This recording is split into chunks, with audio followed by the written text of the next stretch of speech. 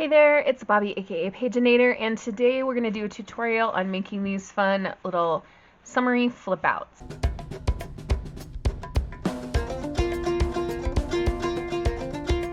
You can really do any theme you want here. I just happen to have summary papers. We've got kind of a flip out folio with lots of pockets here.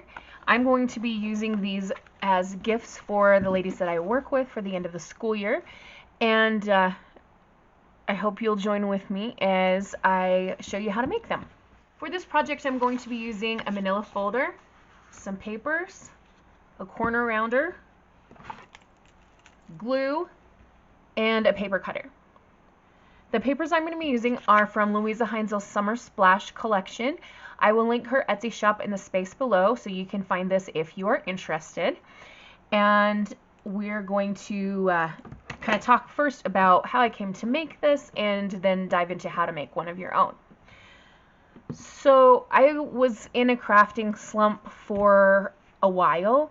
I finished a junk journal for my nephew, and after that I was just like really struggling to make anything, similar to a reading slump kind of a thing, and I ended up getting re-inspired by watching a video from Mr. Tim Holtz. The Ideology 2024 collection came out, and he was showing some folio kind of things that he has in his collection, and it got me wondering if I could make some kind of little folio. So I grabbed a manila folder from my stash here in my craft room, and when I went to school that day, my students were working on a project and they didn't really need me for a little while, so I sat and just kind of monitored them and started playing with this folder. So I'm going to show you what I did. Alright, so the first thing you'll need to do is open up your folder. In my supplies, I forgot to mention I will be using a bone folder kind of thing. This isn't really bone, but it's ish bone folder. Bone folder adjacent. But you're going to use that, and you're going to fold up about 1/3 of the way. Now, you can fold this really any height that you want to. The ones that I showed you here are folded at different heights. So this is the tallest one. Nope, this is the tallest one. Then we have these two kind of medium ones, and then this one is the shortest here. And the difference was where I did this first fold. So I want to fold up, like I said, about 1/3, and I'm going to use the middle line as a guide. I want to line up the middle crease there to make sure that I'm folding straight, and it's going to end up folding just below the bottom tab. Press that down and then come in with the bone folder and really smush down the crease. I'm going to open this back up, and I'm going to take some scissors. Sorry, I forgot to mention scissors in the supply list. I really did not do a great job there. I'm going to cut just to the right and the left of that crease line, only to where we made the fold. That's going to create a pocket separation. So I've just trimmed that little bit off. And you'll see me do this again a couple of times. Alright, now we've got a separate pocket here and here. But we're going to separate them even more. So we're going to open it all the way again. And to take this side in to fold, I'm going to bring the end or the side in, and I'm going to try to line up the top edges, and I'm not quite bringing the end of the tab to the middle crease. There's a little bit of a space there, and using that top edge as a guide. Where did my folder thingy go? There we go. Alright, so I folded that in, and then we're going to repeat the process on this side as well. Bringing the tab not quite to the middle, lining up that top edge, and pressing down the crease.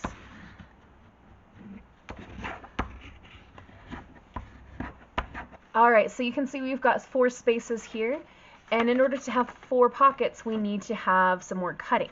So I've got a hold of this bottom pocket piece, and again, I'm just going to go a little bit to the side of the crease, cut until I reach the fold.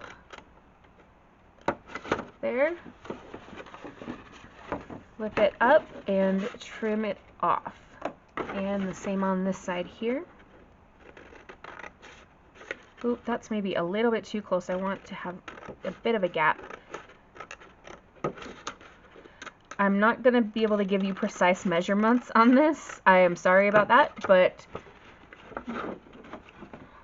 just know. Next, I'm going to take my corner rounder and round all the straight corners. I'm going to be using the largest setting on this corner rounder.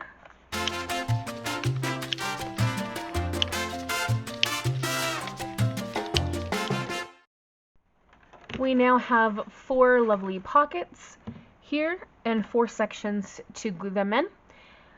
You might be tempted to glue down the pockets right away, and I'm going to say wait on that because you want to decorate this back part first before you glue the pocket down. This is when we bring in our pretty papers. So I just printed these on regular copy paper. Again, this is from Luise Heinzel, and we see these beautiful papers here.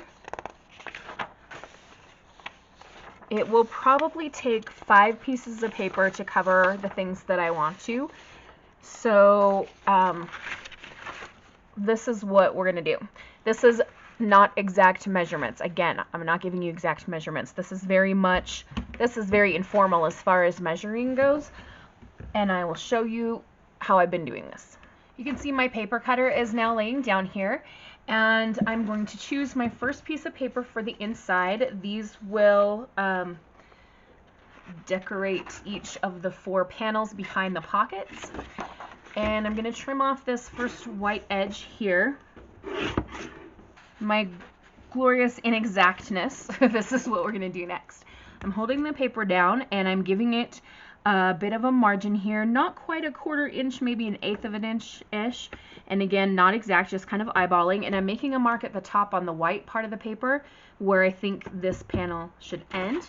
Then I'm going to slide it over so that that mark that I've just made is now on the inside of the second panel, and come make a mark for the end of that section.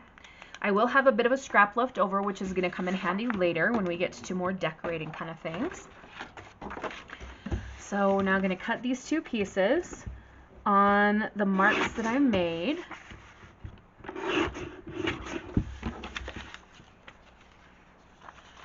And I'm going to go ahead and cut off the top and bottom, the white excess. The other thing I need to do is measure the papers against the folio and see if they may be too tall, which this definitely is. I want it to sit more down like this, so I need to trim off a bit at the bottom of both pieces here. Alright, and it's okay if you cut off a little bit too much because the pocket's going to flip up and cover part of the print anyway. Let's go ahead and glue these down. And we'll see if my glue is going to behave today. So I got this art glitter glue, and I have another bottle with a precision tip, but sorry, I'm stumbling over words here. I left it in my classroom and I didn't want to go back to the school. So I got out my second bottle and the glue inside was really runny and I was really irritated. I'm like, dang it, dang it, dang it. But I found a tip online. Someone suggested gently shaking it back and forth, not up and down, but side to side, and seeing if that helps, and it actually did. It's still not as thick as I would like it to be, but it is not pooling out super runny like it was before. So if you have that issue with art glitter glue, you can try it and see if it works for you. The only tricky part about art glitter glue is that it grabs a hold really fast, so I have to make sure I'm putting things down in the right place. After I've glued these down, I can go ahead and glue my flaps, and I'm just checking to make sure that that's going to look okay. Do a little line of glue on both sides of the flap. So I've got glue here and here, and we'll decorate the front of this in a little bit. Do the same thing here, just check and glue. All right, we're going to repeat the same process for the other two panels here, and then come back to do the pocket.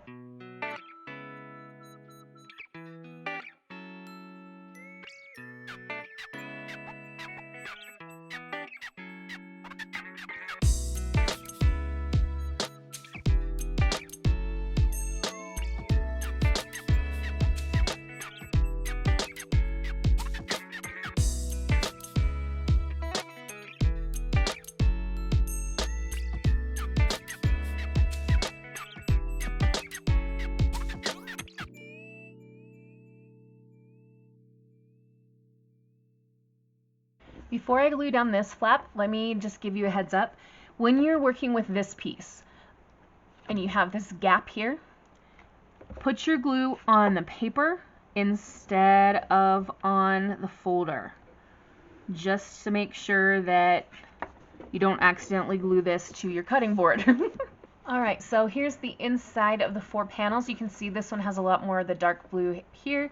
On this side we have more lighter colors, that's not a thing, lighter colors. And both sides have these flowers kind of reaching toward the inside, which I think is really cool. For the pockets, this usually takes me 1 piece of paper, so I just need to choose one. I might go with this one because this one is an interesting contrast. The flowers on here are extra big. And we're going to do kind of a similar approach that we did in terms of cutting things to the right size. So I am going to trim off the end. You'll notice in the middle these panels are wider than the ones on the side. So the first thing I'm going to do is get my measurement for the wider panels, and using the same very scientific method of holding the paper against the folio and measuring. Okay, I'm going to put a line here. Now I'm going to come measure this against this one. See, this one's not as wide, but it's okay if I cut my paper to this width because I can always trim a little bit off, and that way I don't have to do 4 separate sections. Does that make sense? And I just made noise off camera. I am so sorry. My glue bottle tipped over.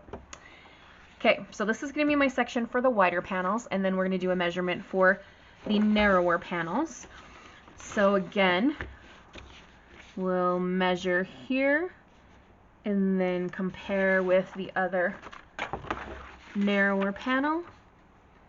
That'll be just about perfect. So we'll cut these next. Then now I'm going to cut them down into small cover pieces for the pockets. I will be rounding the corners. I did not round the corners up here, and I'm doing the same thing for all of my folios. For some reason I just decided I wanted round corners here and not round corners here.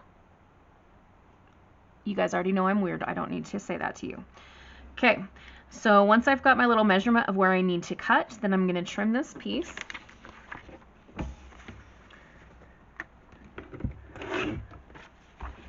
Okay, so once the corners are rounded, that will go right there.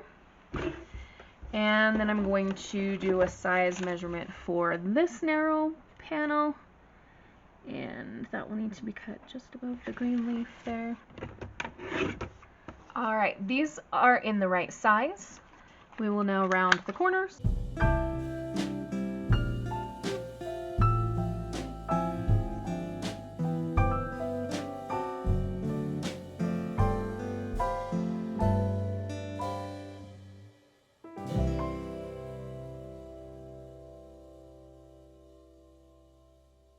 Now we're ready to do the same thing with the wider piece.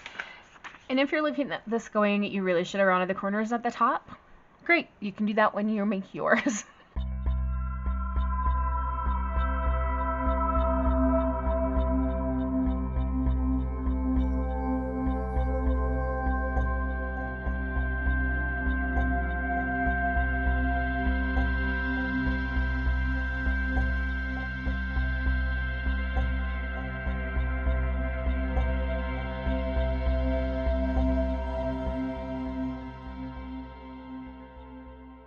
Okay, the inside is all covered now, so we're going to repeat the process that we did up here with these pieces on the back side. Okay, I need to choose 2 pieces of paper for this one.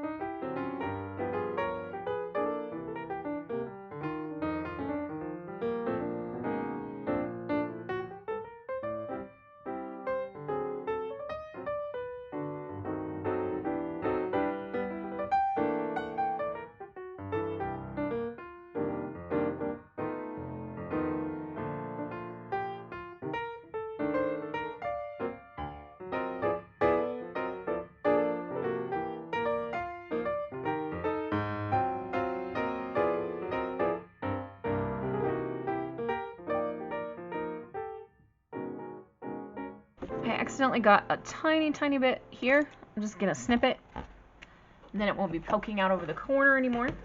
You'll notice I did not cover any of the tabs. You know, that's up to you. These I'm not really distressing either, because the ladies that they're going to, these are the ladies on my teacher team. We work together to teach 6th, 7th, and 8th grade English. And then the 2 ladies that are my paras in my classroom, they help me especially with the kids with special needs. So I'm not going to do anything super crazy fancy. What I also am going to do is, now that these are all decorated, is add some ephemera. What you can see here is all of the ephemera from Luise's kit. I also, I sent this page to the printer on accident, so I figured I could cut it up for scraps for something. But this is like the cover page for the journal kit. It's Summer Splash again. And once again, I will link this in the description box below. It is just really, really beautiful. Lots of florals, but then also these like watery, bubbly kind of things. So we have lots of tags, small, large, some little cards. This one's got a little tab on it. And again, I just printed these on plain paper because these ladies, like, they're all busy moms. So I just wanted to make it really easy. Plain white writing space. They can write down some of their summer memories that they make with their kids this summer, and maybe glue in some photos and things like that. So I'm just going to be using this to stuff all the folios. So this is the one that we just made.